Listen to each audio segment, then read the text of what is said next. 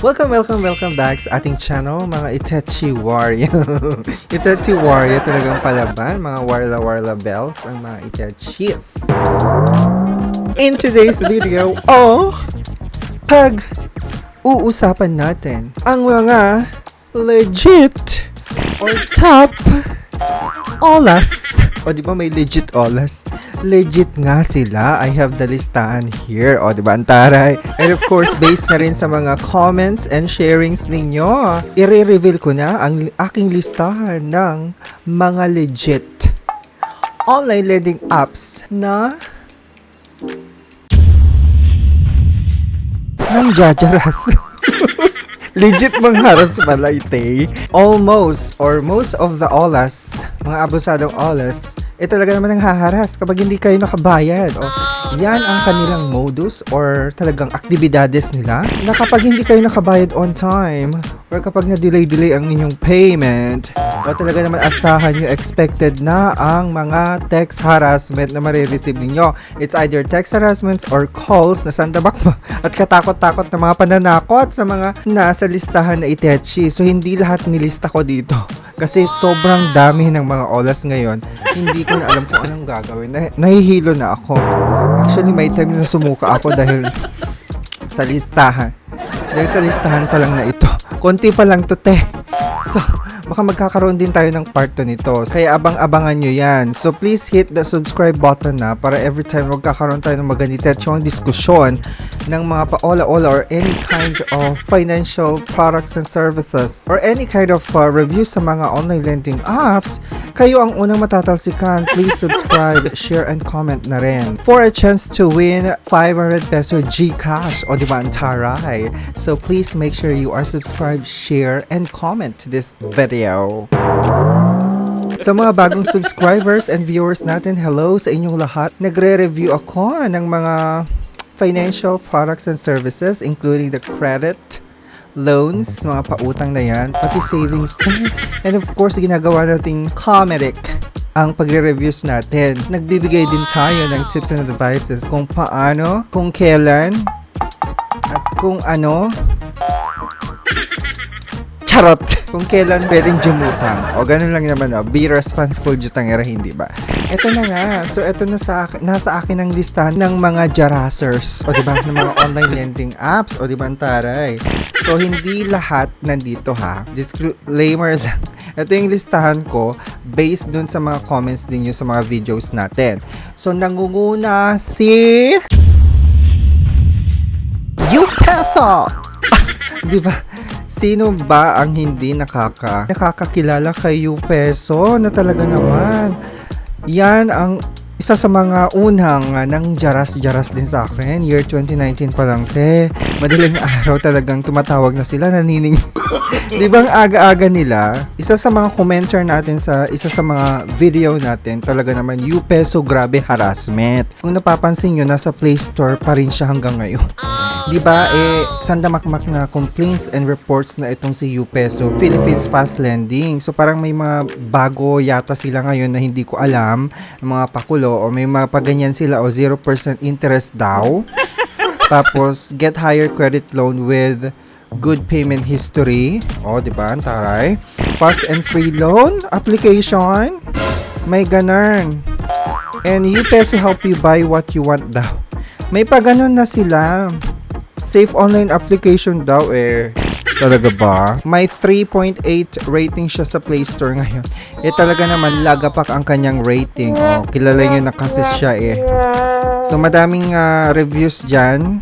Sabi dito, a waste of time and effort. I can't get past the part wherein I am supposed to enter an emergency contact. The app just keep on going back to the part where I have to acknowledge. I really had a bad and terrible experience, sabi ng isa. I already settled my payment and yet they keep on sending me notices? Kahit paid ka na? Hala. So, ang susunod sa ating listahan na jaraser ay si Peramo.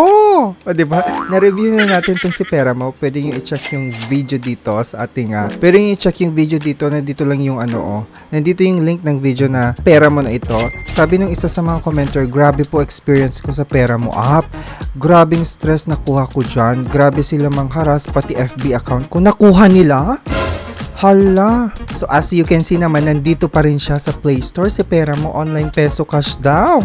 Under siya ni Magician of Money Lending Corp. Ito yung parang may minamagic siya na parang ewan. Charot. So ayun na nga. So ito yung sabi ito yung mga pa-banner nila. Automatic approval and flexible lending daw. Tapos unsecured maximum borrowable.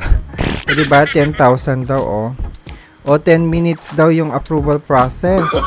No. Tapos the information is confidential. Only ID is required. ID daw, ang dami-dami nyo daw kinukuha Tapos may 4.2 rating siya sa Play Store Ang taray. As of January 17, 2024. Ang sabi ng isa dito, if I can give a 0, I would. The interest is very high. It has many fees and it's very confusing. For example, it says they will lend you 3.5 but in the end, you'll only be getting 2.1. And to make it worse, they will only inform you after everything is final. And they don't have an option or they never give you an option to cancel the crazy transaction. They subtracted already everything. This isn't helpful at all. Kung may mga iba pa kayong mga natanggap na mga harassment sa pera mo, paki-comment and share naman dito. Ang susunod ay si More Gold. Recently, meron tayong review ng More Gold na Itechi. Panoorin nyo, nandito yung link sa taas. So, isa sa mga commenter natin nagsabi, sa akin sa More Gold, good payer naman ako. Kaso, dumating yung time na nagkasakit mama ko at di na din ako nakapagtrabaho ng maayos. Nagtapal system ako sa mga interest nila hanggang sa nasad ako. At yun na nga, takot at harassment dinanas ko. Wala nang gana kumain, malamig na pawis, palagi at para ng buang sa kakalikot kung saan hihiram ng pangbayad sa sobrang takot. Pero nagtry ako manood ng mga vlog, ayun medyo tumapang ako, di na ako nagbayad at private sim ako. Text din sila pero deadma ako. Takot lang ako baka ma-post nila ako pero wala talaga ako pera ibayad sa ngayon sa laki ng interest. Ano pa bang bago sa mga Ola? Like More Gold, diba? Ang lalaki ng interest nila. Kita nyo naman, More Gold, libreng loan app daw. So, may 4.4 rating siya dito sa Play Store. Ayan siya, basahin nyo yung yung mga reviews dyan. And panoorin nyo yung video na ginawa natin for this More Gold na Itechi. So, automatic approval din daw siya. Tapos may flexible lending. Hindi ko maintindihan kung ano yung flexible lending na sinasabi nila. Tapos meron din siyang up to 30,000 pesos na pwede mong majutang. Pero I bet hindi mo majujutang yan, te. Secure daw yung personal data na binibigay mo sa kanila. No credit history, no upfront payments, and very low interest rates. Diba? Yan yung sabi nila. No credit history kasi nga hindi naman kayo accredited ng CIC. Ang susunod sa ating listahan ay si Pautang Peso. O diba, nandito naman si Pautang Peso. Naiinis ako sa kanya. Meron tayong review niyan sa Pautang Peso. Click mo tong banner na to para mapanood mo, diba? Maloloka ka dito. Sabi ng isa sa mga nag-comment sa isa sa mga video natin, ako po si Pautang Peso din. And si Uperash po, dami na din harassment, nagkaroon na ako ng takot, hindi na makakain ng maayos dahil sa Ola. Nag-message na din sa messenger ko, Pautang Peso, di ko pag-accept, ireklamo daw ako. Di ba ang hilig ngayon si Pautang Peso ang mag-message sa messenger? Kasi ang nangyari sa akin, napunta yung message nila sa aking message request Tapos, ang ginawa, talaga naman sinend sa akin yung aking picture. O panoorin yung video na yun. Meron tayong review niya ng Pautang Peso. Ayan siya. As you can see, nandyan pa rin siya sa Play Store. Nakakaloka. Siya si LHL Online Lending Inc. daw. Ay, ang taray may 4.3 reviews siya or ratings sa Play Store. Isa sa mga nagsabi dito, sabi niya, okay, I hate to say this, but ads and marketing is misleading. They say 3 months payable but they want you to pay it in a lump sum within 7 days. And 2 days before the due date, they harass you. Before the due date pa lang, nangaharas na. And even after you made the payment, they still call you about the money. You have high interest that I wanted to cancel the application but you can't cancel it. Never again in this app, sabi niya. O diba sabi ko sa inyo, talagang matitigas ang mga ulo nitong mga Ola na Itechi. O ang susunod sa ating listahan, si Valley Loan. O diba, Tor? So sabi ng isa sa mga nag-comment or nag-share ng kanyang experience, Valley Loan po, grabe po mangharas. Siya po ngayon gumugulo ng buhay ko. O diba?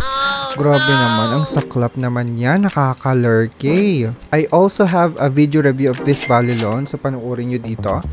So until now, syempre nandito pa rin siya sa Play Store. Valley Loan quick and safe cash daw. Tapos may 4.5 rating siya. Sabi dito, ng isa sa mga naka-experience ng kanyang serbisyo, di ba, Antaray? Good initial credit line daw. Especially if you ignore them because they increase offer. Fair interest rate? Question mark. Definitely not. There are far better apps. Disbursement was done the next day, so not okay for emergency. They use several cell phone numbers to call and message, so if you answer a call, it will be turned off. You don't get text messages days before, but on the due date, they would spam your inbox. And some are surprisingly threatening. They demand you to pay at 12 noon on due date or else they say. O diba, meron silang cut off. Sabi ko nga ang hilig niya sa cut off kasi may commission yung mga ginayupak na yan. Any comments dito sa Valley Loan sa lahat ng mga naka-experience ng mga harassment? Pa-comment naman and pa-share. Susunod! Si Pera Lending. O diba, Taray? Si Pera Lending, wala pa akong review. I'm not sure. Hanapin nyo na lang sa playlist. Sabi ng nag-share ng kanyang experience, please paki-report ang Pera Lending. Sobrang mangharas. Nagbayad ka na, pero naniningil pa din. Oh my God. Oh, as you can see, present na present siya. Diba? Itaas ang kamay. Present na present si Pera Lending. Under din pala siya ni Upeso, te. O anak siya ni Upeso or kapatid niya si Upeso. 4.5 ang kanyang ratings. Antaray. O diba? So sabi dito sa isa sa mga nag-reviews, the customer service of this app is so bad. I paid on time through one of the channels they provided and now I'm overdue just because my payment has not reflected yet. I literally contacted 3 agents about this plus the customer support email but no reply. Hindi mo maaasahan yung mga Ola na yun na mag-reply sa mga emails ninyo kasi ang gamit nila kung anek-anek lang ng mga numbers. Yung number na ginagamit nila ay mga lang yung app. Generated lang sa app na kunwari may MMS yata yun na app, mga ganun, check nyo. Don't tell me you're going to let the overdue fees run in the system until my total payment goes extremely high. Please respond to my text and email. Di ba kawawa naman tong mga nag-apply dito, nakakalur ka. So ito yung mga nila, pakana nilang offers, 5 simple steps daw, ganyan-ganyan. Tapos quick transfer, easiest process daw, walang mortgage loan, help cease the fire, mga ganun. Ano yun? Tapos professional and reliable, 100% true and will help you all the way. Kaloka. Anyways, ang susunod ay si Mocha Mocha! Oh my golly! Ito na isa sa mga notorious talaga si Mocha Mocha. Ginayupak na ta. Si Mocha Mocha. Sabi sa isa sa mga nag-comment, Mocha Mocha, grabe din harassment. Oh, diba? Napakaliit ng kanyang sinabi, pero malaman. Nakakaloka. So, meron na din tayong review ng Mocha Mocha. Oh, diba? Misleading talaga siya. So, i-check nyo yung review natin ng Mocha Mocha. Matatawa kayo. Maloloka talaga kayo. Oh, Antaray, ang lakas ni Mocha Mocha. Nasa Play Store pa rin siya hanggang ngayon. Oh. Mocha Mocha, safe and fast loan daw. Under siya ni Copperstone Lending Inc. Ay, may 4.4 rating siya. Antaray. Kung napansin nyo, may mga pa-commercial sila sa mga social media. Etong si Mocha Mocha, nagle-level up nga, diba? Para magmukha silang legit. Ang dami nilang mga drama-rama. May mga hinahire pa silang mga model, mga best actress kineso. I just tried it because I've been receiving a lot of calls from this app. When I installed it, I have calculated it. I will actually pay 46% more than the amount I get for 2 weeks in 2 installments, and I get a penalty of 7% per day of late payment. That is not helping us though. It sucks the blood out of us, sabi. So para silang vampire. There are actually a lot of loan apps that offers more time, fast approval, and low interest rate compared to this one. I regret that I tried. Di ba na-scam sila? Kawawa naman. Sabi pa ng isa, this lending app is asking for too many hidden charges. For example, you can see in the app that you can borrow 4,940. What you're going to receive is only 3,000. The 1,940 is comprised of all fees they've included on your loan, such as interest fee, service fee, platform fee, account management fee, and credit. Ha? Credit ba? Ang daming fitin. Daming hidden charges. Sabi ko nga sa inyo if you're going to borrow, double think of it. Plus, you'll never be able to contact their customer service because it's always network error. Diba? Ano pa bang maaasahan mo dito sa Mocha Mocha? So, any experience from Mocha Mocha, please comment below. Susunod sa listahan, si Piranyo. Grabe si Piranyo app kung makaras. Pananakot nila, magalit pa kung tumawag. Nakikipag-away. Ako lang yung kumalma, sabi nung sharer natin. Nakakaloka. Ay, pag-check ko sa Play Store, wala siya, te. Wala siya dito. Hindi siya listed dito sa sa Play Store si Piranyo. Pero kung maaalala nyo, may review ako ng Piranyo. So, ang hilig ng Piranyo na to, yung tour nila, yung mga all agents na nagpapanggap na attorney at saka police officer. Yun yung hilig nila para panakot, 'di ba? So, ayan, nawala siya. Nawala na siya sa Play Store. I'm not sure kung nakikita nyo pa rin sa Play Store sa ending nyo. Pa-comment and share naman. That's a good news, di ba? Ang susunod, I see Pinoy Peso o Pinoy Peso. Sabi ng nag-share ng kanyang experience, hi po, ask ko lang po sana yung Pinoy Peso na loan app po kasi nag-apply po ako ng 2K then akala ko po makikita ko po muna kung magkano ang maklaim ko tapos kung kailan ang payment bago ka mag-proceed sa loan. So agad-agad nag-auto disburse na, hindi pa niya alam kung magkano yung interest. Nakakaloka, ganyan sila ka-scam. Ang bilis nilang mag-disburse. Ganyan yung mga ola. So as you can see, nandito pa rin siya sa Play Store under siya ni Inclusive Credit Lending Inc. Tapos may 3.9 rating. Sabi niya, tried once, never again, very high processing fees. Loan 3.5, you'll only receive 2,000.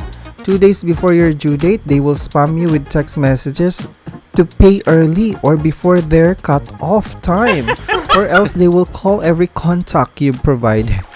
The app also doesn't offer the options for you to delete your account, unlike other loan platforms out there. Sabi niya ganun. Mabilis na pautang daw. So may 30,000 loan amount na pwede yung majutang. Pero wag na kayong jumuna. Professional na pautang. Uy, parang tinagalog lang nung isa. Professional loan. Libreng mag-apply. Oh, tinatagalog lang. Pare-pareho lang sila ng mga pa-ads. Color K. Hala. Ayoko na. Ayoko nang tingnan. Nasusuka na ako. So, ang last but not the least, si Peso Buffet. Kilala nyo na tong si Peso Buffet. Si Peso Buffet, kapatid ni Mocha Mocha. At ni Quickla, diba? Under iisang business name lang yan. So sabi nang nag-share na biktima po ako niyang Peso Buffet. Yan po ang nagpalubog sa akin until now. Sabi niyang ganon. Isa din ako sa Peso Buffet na yan. Hayop. Jayop. Mga yan. Masyado sila harassment. O diba? Nandito pa rin siya sa Play Store.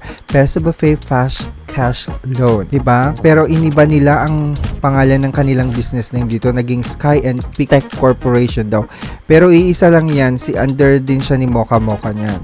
Pag titignan nyo sa about this app, punta kayo ng company information at company name Copperstone Lending Inc. O diba? Kapatid ni Mocha Mocha. May 4.3 rating daw. Oh. Do not use this app. Beware. The length of the repayment offer is just 1 week apart. Not to mention the high interest fee they are charging. Almost half of the amount you borrowed. Also beware because it's very easy to misclick the app. They will just credit the amount to you without getting a proper confirmation that you want to proceed. Will never loan on this app again. Very disappointing. O diba? May ganun sila. Kagaya ni Mocha Mocha, misleading nga. Yung sinasabi nilang 120 days or 180 days na term daw, 7 days, 14 days lang yan, te. So, ang ginagawa nila yung first 2 term, like yung first term, 7 days lang yan. Tapos yung susunod na repayment na naman, another 7 days. Tapos yung pangatlo na, yung pinakahuli, hahabaan na nila yan para masabing 180 days. So, gagawin nilang parang 3 months, di ba? Tapos ang babayaran mo lang is 10 pesos, 20 pesos, mga ganun. Di ba? Para masabi lang talaga na 180 days. Pero pa 7 days lang to. Mag-iingat kayo. So, any experience sa Peso Buffet, pa-comment and share naman di Techiwa. So, ayan ha, ang listahan ko ng mga legit online lending app. Mga legit na nanghaharas. So, magkakaroon tayo ng part 2 ng video na Itechiwa. Pa-comment and share naman guys ang experiences nyo sa mga OLA. Let's have a discussion and kung paano natin ito masusolusyonan. And of course, number 1 dyan, ang hindi pag-i-install ng app. Huwag nyo nang i-install at utangan yung mga, alam yung mga ganitechiwang mga loan apps or mga OLA-OLA. Thank you so much sa pagtutok ngayon, mga Itechiwa. So again, please don't forget to subscribe and share and comment naman sa video na ite and spread awareness para magkaroon ka ng chance na manalo ng 500 Gcash giveaway. I-announce ko ang mananalo sa mga susunod nating mga videos. Make sure you are a subscriber and share and comment sa video na ito. No to all buyers. Malistahan ko. Ano. Diba? Naka-Excel yan. Pero gagawa pa ako ng bago. Part 2.